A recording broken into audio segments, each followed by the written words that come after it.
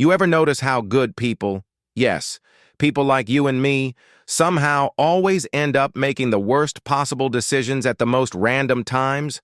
Like, it's almost a talent at this point. I'll wake up in the morning with the confidence of someone who has their whole life figured out. I'm talking full motivational speaker energy. Today, I will be disciplined. Today, I will choose peace. Today, I will finally get my life together. 5 minutes later, I'm standing in the kitchen eating cold leftover fries for breakfast because carbs are energy and potatoes come from the ground, so it's basically a salad. And that right there is where the hidden psychology kicks in. It's not that we're bad people.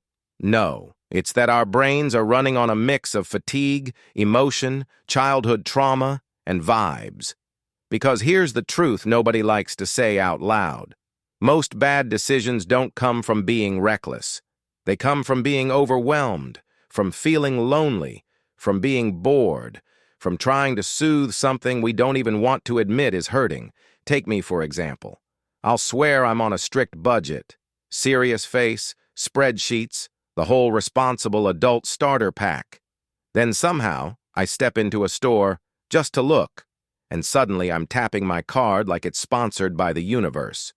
Now I'm walking home with a neon green blender I never asked for, never needed, and honestly don't even know how to use. The next morning I'm staring at it like, were you worth emotional stability, sir? And the brain? Oh, the brain loves stuff like this. See, your logical mind is like the calm parent that says, let's think this through. But your emotional mind? That one runs in like a toddler with a cape screaming, we want it now. And the toddler wins, every single time. You know this feeling, like when you say you're done with your toxic ex, done forever, finished, healed, you're glowing, journaling, drinking water, living your best life. Then one lonely night your emotional brain whispers, text them, just to check, for closure.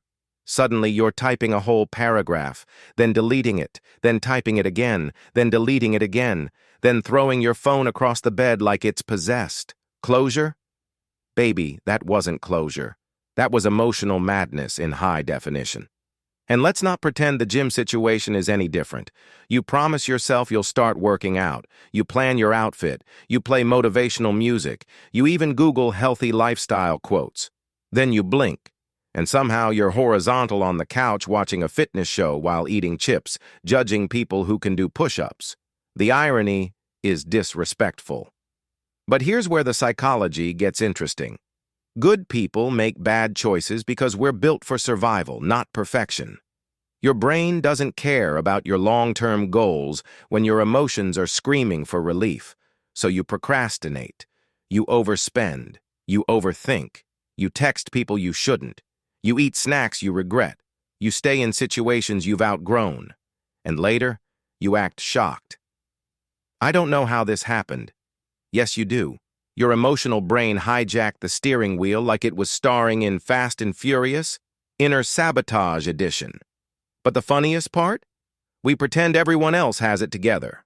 No, they don't. Everyone is out here making questionable choices in silence. Your neighbor is probably binge-watching shows instead of doing the laundry. Your boss probably stress eats in the car before meetings. Your friend who looks organized probably cried in the bathroom last week. We're all fighting the same psychological battles. We just hide it better than we should.